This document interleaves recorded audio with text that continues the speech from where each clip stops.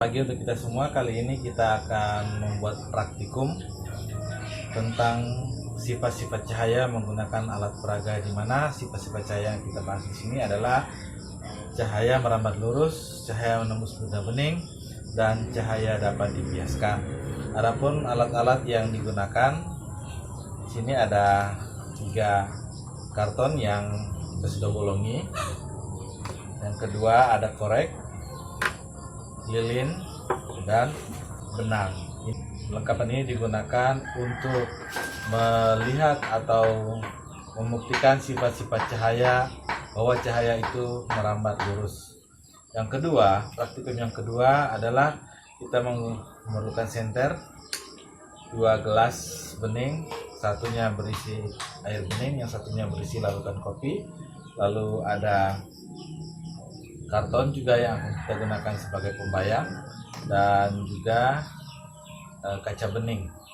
Lalu praktikum yang ketiga, kita masih memerlukan gelas bening dan airnya, lalu ada pensil dan spidol di sini, juga ada uang koin. Baik, kita mulai saja praktikum yang pertama, yaitu cahaya merambat lurus.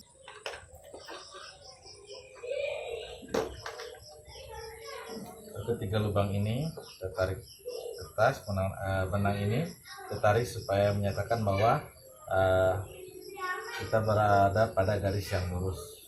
Lalu kita menyalakan lilin.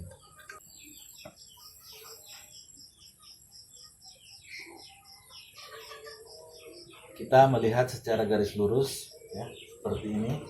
Ternyata cahaya lilin tampak dari lubang karena lubang berada pada posisi garis lurus. Sekarang bagaimana kalau salah satu dari karton ini kita bengkokkan seperti ini? Ternyata cahaya yang tampak, ternyata cahaya tidak tampak karena posisi lubang tidak lurus, tidak berada pada garis lurus, ya. Hal ini, peragaan ini membuktikan bahwa cahaya merambat lurus. Apakah cahaya dapat tembus, ya? Kita lihat di sini. Kita lihat ketika cahayanya kita senterkan, kita lihat bahwa ketika kaca bening ini disenter, berkas cahaya tampak pada permukaan karton yang ada di belakangnya. Sekarang kita coba dengan air bening.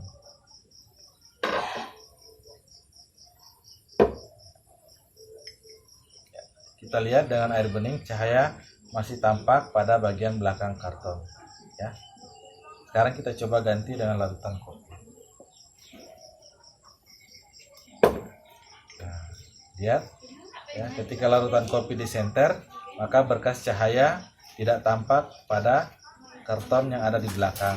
Ternyata kopi sebagai larutan yang bukan larutan bening itu menghalangi cahaya. Dengan ini dapat dikatakan bahwa cahaya hanya menembus benda-benda bening, sedangkan benda gelap seperti ini cahaya tidak dapat menembusnya. Ini membuktikan bahwa cahaya hanya menembus benda bening. Kita masuk pada praktikum yang ketiga. Ini ada larutan bening.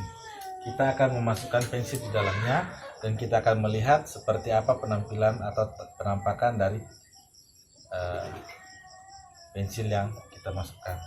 Mari kita lihat lebih dekat. Inilah penampakan pensil yang dimasukkan ke dalam gelas, di mana ada medium udara dan medium air.